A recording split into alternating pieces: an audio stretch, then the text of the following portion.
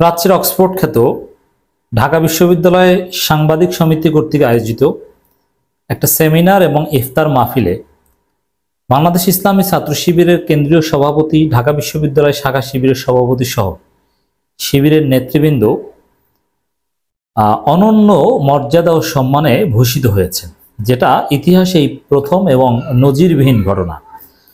দর্শক, সাংবাদিক সমিতি ঢাকা বিশ্ববিদ্যালয় তারা প্রত্যেক বছরই ইফতার মাহফিল আয়োজন করে। এবছর একটু ব্যতিক্রমী সেমিনার সহ ইফতার মাহফিল আয়োজন করেছে।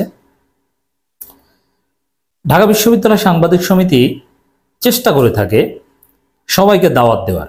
যখন ছাত্রদল ক্যাম্পাসে নিষিদ্ধ ছিল, নিষিদ্ধ বলতে ছাত্রলীগ ক্যাম্পাসের চতুর্সীমানায় যতদিন পর্যন্ত ছাত্রদলকে ঢুকতে না দিত, ওই সময়টাতেও ছাত্রদলকে সাংবাদিক সমিতি দাওয়াত দিত এবং ছাত্রদলের কেন্দ্রীয় সভাপতি, সেক্রেটারি সহ নেতৃবৃন্দের একটা অংশ ঢাকা বিশ্ববিদ্যালয় সাংবাদিক সমিতিতে টিএসসিতে এসে ইফতার করতেন। মানে আমি নিজে অনেক বছর এরকম দেখেছি যে ছাত্রদল বছরে একবার শুধু ক্যাম্পাসে ঢুকতে পারে, আর সে একবার হচ্ছে সাংবাদিক সমিতির ইফতার মাহফিল। তখনও শিবিরকে কিন্তু সাংবাদিক সমিতি দাওয়াত দিত না বা দিতে পারত না, দিত না। কারণ তখন ঢাকা বিশ্ববিদ্যালয়ে এটা প্র্যাকটিস হতো যে শিবির হচ্ছে ওই পরিবেশ পরিষদ কর্তৃক নিষিদ্ধ। এজন্য শিবিরের অনেক ছেলেরা বা সাংবাদিক সমিতির নেতা, বেশিরভাগ ক্ষেত্রে শিবিরের ছেলেরাই নির্বাচিত হতো, কিন্তু তারা চাইলেও তাদের সংগঠনকে দাওয়াত দিতে পারত না।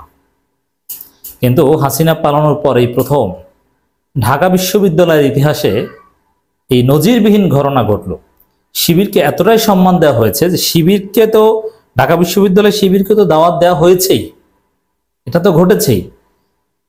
একই সাথে শিবিরের কেন্দ্রীয় সভাপতি, যিনি ঢাকা বিশ্ববিদ্যালয়ের স্টুডেন্ট না, তাকেও দাওয়াত দেওয়া হয়েছে এবং শিবিরকে যথেষ্ট সম্মান জানানো হয়েছে। ঢাকা বিশ্ববিদ্যালয় শিবিরের সভাপতি, শিবিরের কেন্দ্রীয় সভাপতি ঢাকা বিশ্ববিদ্যালয়ের স্টুডেন্ট না হওয়া সত্ত্বেও তাকে দাওয়াত দেওয়া হয়েছে, বক্তৃতা দেওয়ার সুযোগ করে দেওয়া হয়েছে। এটাই নজিরবিহীন ঘটনা। শিবির অনন্য মর্যাদায় ভূষিত হয়েছে। ঢাকা বিশ্ববিদ্যালয় সাংবাদিক সমিতিকে ধন্যবাদ দিতে হয়।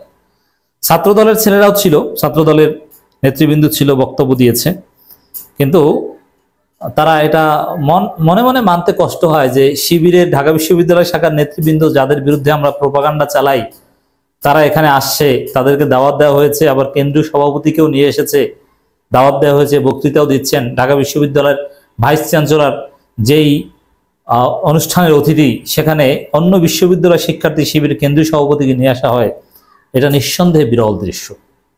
শিবিরকে সম্মান করা হয় বলেই এই ঘটনা ঘটেছে। তো দর্শক, এখানে আরেকটা ইম্পর্টেন্ট দিক আছে, যেটা সবচেয়ে তাৎপর্যপূর্ণ বলে আমি মনে করি।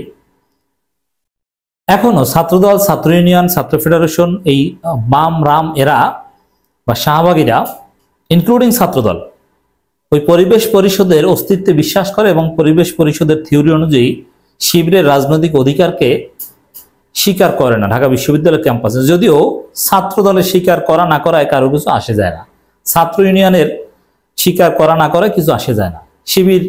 শিবিরকে ঢাকা বিশ্ববিদ্যালয়ের ভাইস চ্যান্সেলর ডাকে, প্রক্টররা ডাকে, শাহবাগ থানা ডাকে, সবাই ডাকে। তা ছাত্রদল কিছু মনে করুক আর না করুক, এতে কিছু আসে যায় না। বরং ছাত্রদলকে শিবির ডাকে, আরো দাওয়াত দেয়।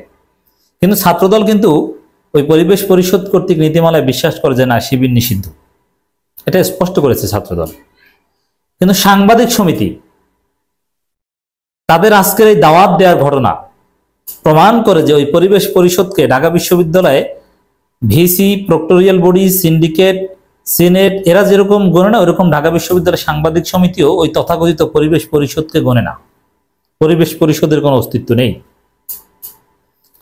অতএব সাংবাদিক সমিতি কর্তৃক শিবির কেন্দ্রীয় সভাপতি সহ দাওয়াত দেওয়া, এটা নজিরবিহীন ঘটনা, বিরল ঘটনা। এর মধ্য দিয়ে পরিবেশ পরিষদ ধৈঞ্চা হয়ে গেল। পরিবেশ পরিষদের গুরুত্ব ছাত্রদল আর ছাত্র ইউনিয়ন ছাড়া আর কারো কাছে রইল না। এটা একটা চমৎকার ডেভেলপমেন্ট।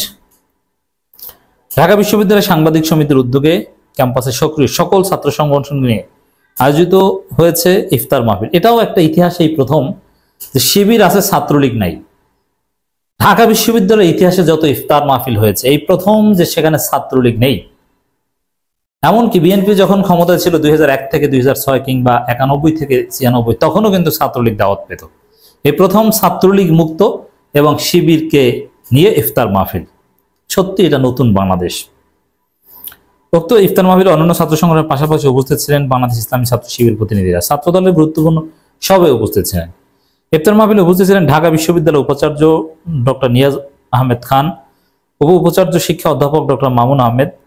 বাংলাদেশ ইসলামী ছাত্র শিবির পক্ষ থেকে উপস্থিত ছিলেন কেন্দ্রীয় সভাপতি জাহিদুল ইসলাম, ঢাকা বিশ্ববিদ্যালয়ের সভাপতি SM ফরহাদ, সেক্রেটারি মহিউদ্দিন খান, সাংগঠনিক সম্পাদক কাজী আশিক সহ অন্য নেতৃবৃন্দ।